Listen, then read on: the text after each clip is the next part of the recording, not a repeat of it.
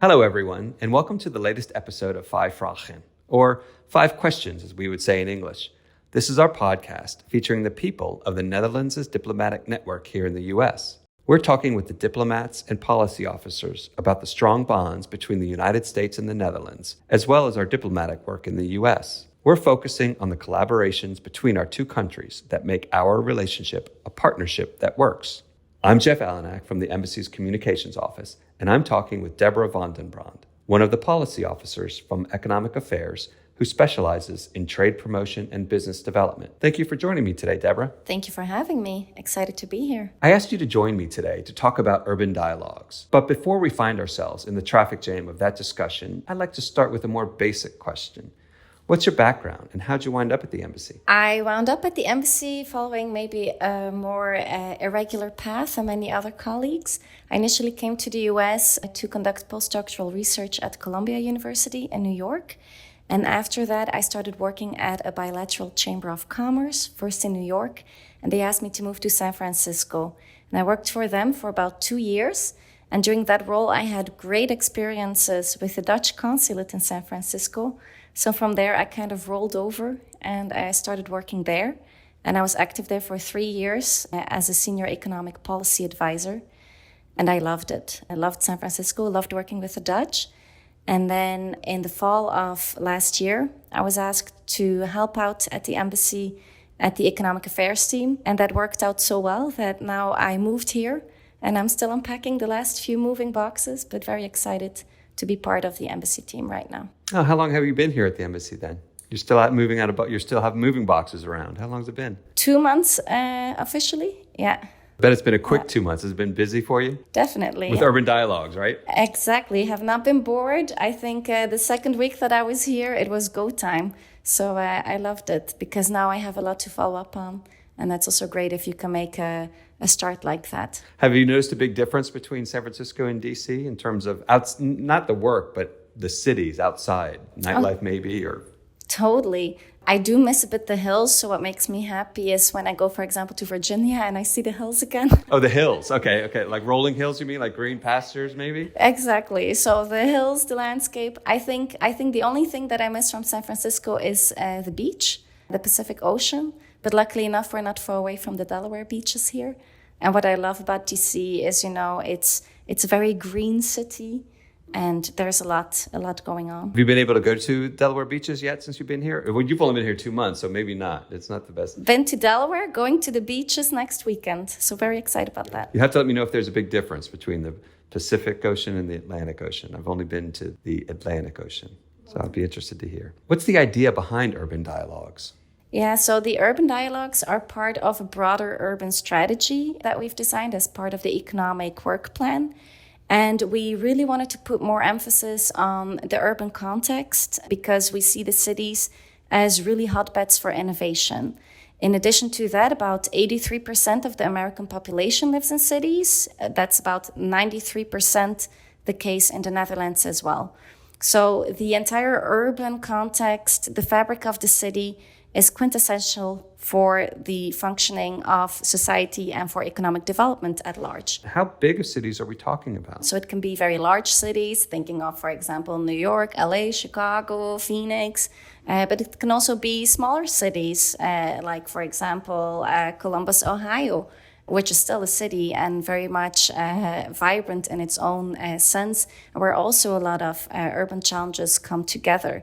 So, for example, for these urban dialogues, which is a workshop series that we've rolled out, we are focusing not on the largest cities per se in the US, but more on those cities where we see a lot of similarities with the Dutch context specifically.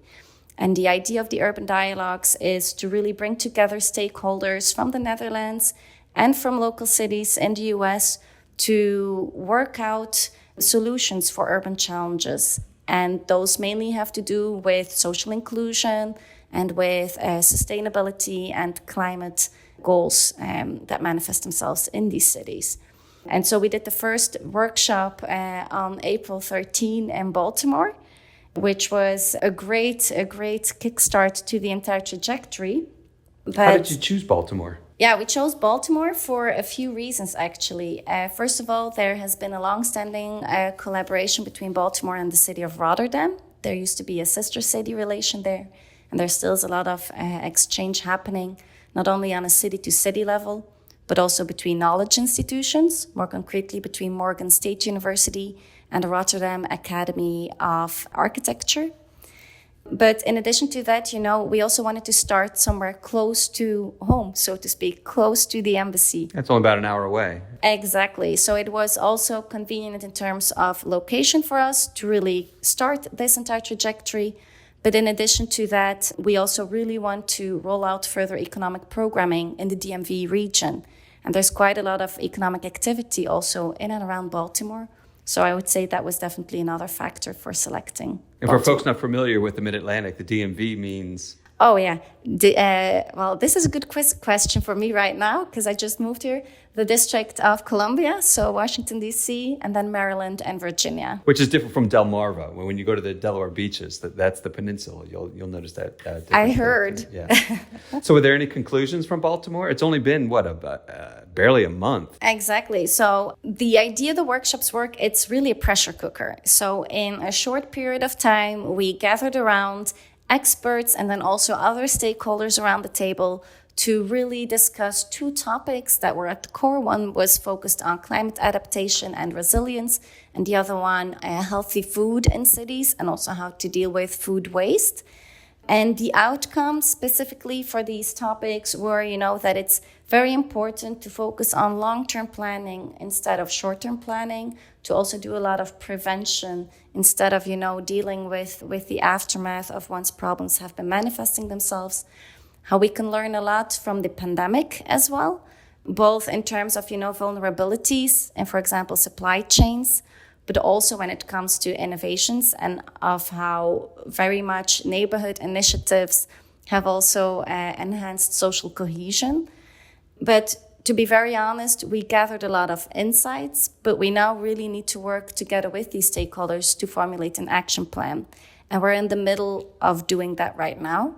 And part of that will be a visit to the Netherlands and also a visit from Dutch stakeholders, again, to Baltimore, where we want to do, a more extensive workshop focusing more on economic topics. So it wasn't a one-time thing. You're developing a long-term relationship between Baltimore. Exactly. The idea is very much to have a long-term collaboration between the Netherlands and Baltimore. And that can be city to city. For example, the cities of Rotterdam and The Hague are in close contact now with the city of Baltimore. So on a policy level, they can go directly, but it can also be business to business, us bringing companies that can partner up with companies in Baltimore on these challenges, or for example, between universities. Okay, I understand climate adaptation, water rising, seas rising, how to prevent flooding, how to deal with that.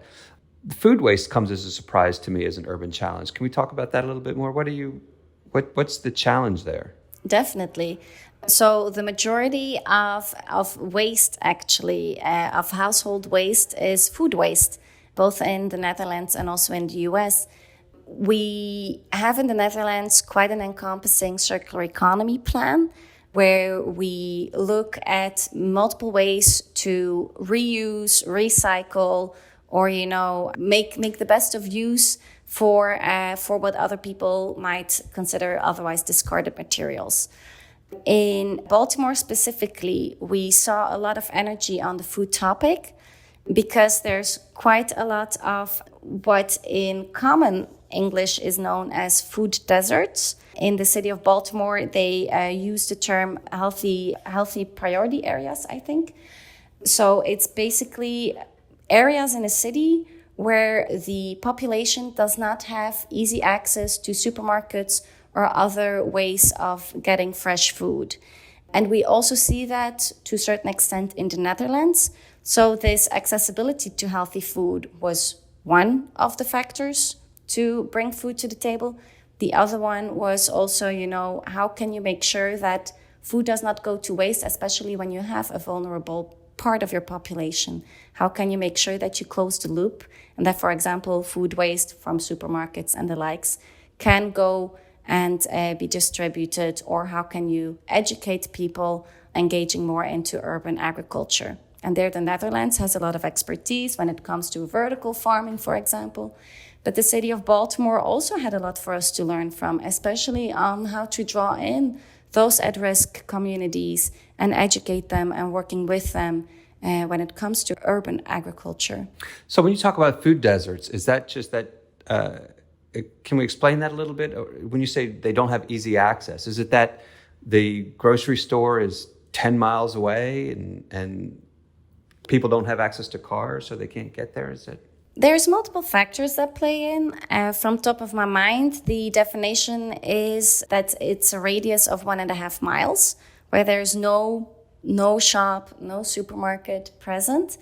And typically speaking, these food deserts have been created historically due to, for example, urban planning. You know, if at a certain point highways were drawn through city or flyovers that were cutting off basically parts of the city from other parts of the city that were maybe more affluent, that maybe had more infrastructure present, that maybe had more supermarkets present.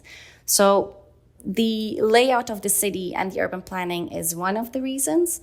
One of the others could be with regard to your mobility, indeed, access to a car, but also how public transportation is organized in those neighborhoods and how easy or difficult it is for that population to then also reach healthy food. That's a big challenge, especially with public transit here in the States, because you get out to these, well, I'm going to say rural, but no, we're talking about urban. The public transit still may not be as available as it is in the Netherlands. Yeah, I mean, it also is a question of scale, right? If you look at the US, it's such a vast country. Distances here are of a completely different nature than they are in the Netherlands. But I think on an urban level, definitely, I would say that in the Netherlands, there's a lot of focus on micromobility. Micromobility. Yeah, so using bikes, using scooters, using other forms of active transportation to cover short distances. That maybe is the case in a lot of American cities that were also historically designed more for car use to begin with. So it's really a cultural, it sounds like, because we Americans, we love our cars. That's the first thing we always think of. We need somebody has a new driver in the house. Well, they need to have a car because they need to go to work. They need to go to school. It sounds very different in the Netherlands. I wouldn't think that here in the States that the bike would be the first thing that somebody would think of. It's always the car. No. And I think maybe an interesting quote from the Consul General in San Francisco, Dirk Jansen, once said about that, you know, in the Netherlands, when we say you use a bike, you see that as a form of freedom because it allows you flexibility. You can reach point A to B very easily. You can leave your bike, you can go in, out. Whereas if you have the car, then you need to go looking for parking and the other way around. And I think in the US, maybe it's the other way around, that the car is maybe more seen as, you know, a main form of transportation and also a form of flexibility. And a symbol of freedom, too. Yeah. Especially when you get your driver's license. You're always, when you're 16, at least in Maryland, most states, I believe it's 16, you have a sense of freedom that you can go where you want. You don't have to have your parents drive you around, even if they have limits on it. Yeah. With a bike, we use it much more recreationally than to commute or to go to the store. I don't think we would think of that. Yeah. Think, oh, I don't want to go for a bike ride. I don't have time for that. Might be a good topic for a future Vijf Vragen session as well. Mobility in the city. It could be, yes, absolutely. Any other cities on the deck for Urban Dialogues? Definitely. So we are now gearing up for a session, a workshop in Detroit, which will take place in November, beginning of November. And that will be coinciding with the Sustainable Urban Design Summit. And that will have its 3rd edition. And so whereas the summit will focus more on roundtable formats, we will conclude today with this very interactive pressure cooker format, which we call the Urban Dialogues. In addition, we are also looking at San Diego, at New York, and at Atlanta for 2024. San Diego will be coinciding with an exhibition of a Dutch artist. And then New York will be on the occasion of 400 years New Amsterdam. So would these be collaborations with each city? That's a big task. How do you manage that? Luckily enough, we are an entire team, right? It's a collaboration between your colleagues from the communications department and then my colleagues at the economic affairs department. But we're also really relying on the expertise and the knowledge of the consulates that are taking up a very active role in this. So, for example, for Detroit, the Consulate General in Chicago will be in the lead. For San Diego, the Consulate General in San Francisco will be in the lead. And then when with the collaboration with, it's Baltimore and Rotterdam, the sister cities. Is there a sister city for Detroit in the Netherlands? Good question. To my knowledge, not. Maybe we need to find one. Yeah, but there's definitely a lot of interest from Dutch cities in learning from Detroit, and specifically the city of Amsterdam is very keen on attending and collaborating on the urban dialogues in Detroit. Oh, okay. And then the city, also New York, Amsterdam, New Amsterdam. And then the city of Rotterdam has expressed interest in the San Diego version as well. So we're definitely also, tailoring it a bit according to the exact topics that will be discussed, but also on the type of city. For example, Baltimore is a post-industrial city, then it makes sense to draw in, for example, Rotterdam. And when they focus on, for example, heat stress mitigation and also really looking at how to deal with segregation in a city, then it makes sense to partner them with The Hague, which we did. Sounds like there's a little bit of strategy there with I hope so. Who you align. Well, it must be if you have all these cities lined up. Definitely sounds like a full plate. Do you have other projects that you work on as well? Yes. So my main focus at the embassy is trade promotion and business development. I'm mainly focusing on how to roll out economic programming in the DMV region. And in addition to that, also Delaware and West Virginia are part of what we call the states immediately falling under the embassy when it comes to economic development. So that's my main task. So really thinking together with local economic development agencies on how can we facilitate market access for Dutch companies. How can we work strategically together on economic programming, mainly with a focus on cybersecurity, tech startups, and then also social impact and GovTech, government tech, because that's really in the DNA of the DMV region as well, those topics. And in addition to that, of course, the urban strategy, which is also a bit broader than the urban dialogues. The urban dialogues are the main instrument in that toolkit. And then lastly, also developing a network on the Hill when it comes to, those topics that are in my business development portfolio. So I won't be bored. No, it doesn't sound like it. So, for example, let's take that down one level. If there's a Dutch company that's looking to enter the U.S. market, you play a role in that, maybe to help them or to say, hey, we have this in the DMV area. You want to go to... Let me introduce you to these people in West Virginia, for example. Is that what we're talking about when trade promotion? Exactly. So it's both individual assistance to companies and looking together with them which region in the US would make most sense for you to go to. And either if it's within our neighboring states, they'll land with me initially. Or if they're looking, for example, at California or at Texas, I'll make sure to introduce them to our consulates there, so they can be helped further there.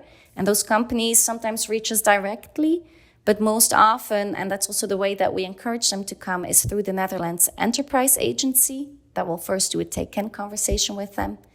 But it can also be, and that is what we focus on mostly, to offer economic programming for clusters of companies. And for that, we work closely together with the top sectors in the Netherlands and also with other cluster organizations, for example, the regional economic development organizations. So, for example, Innovation Quarter just signed an MOU with the state of Maryland to strengthen collaboration in the fields of cybersecurity, life sciences, and health.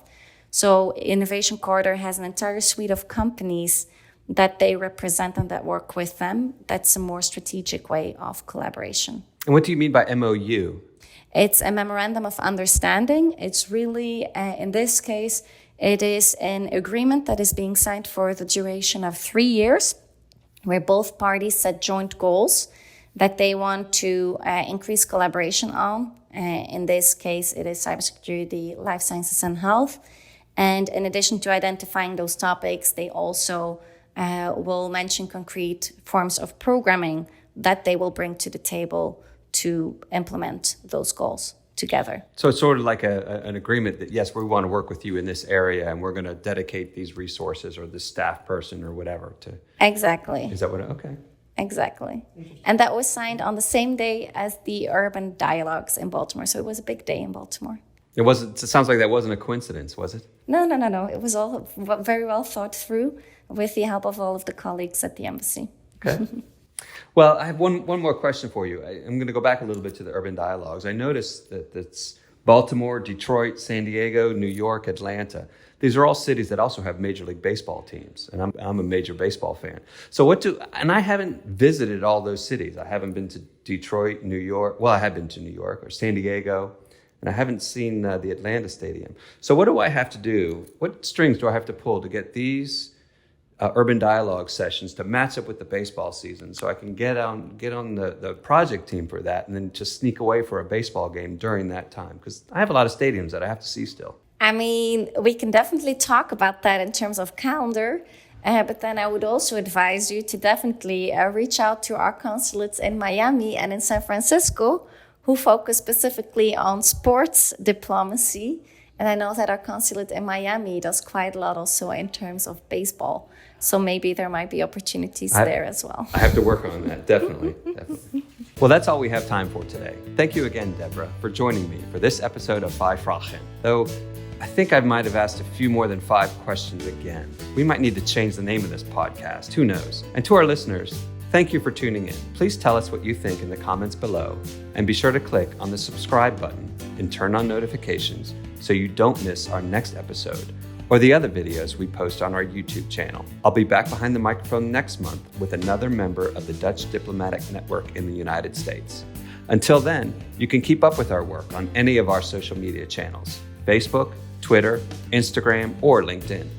Just search for NL in the USA, and you can stay up to date on how the United States and the Netherlands have a partnership that works.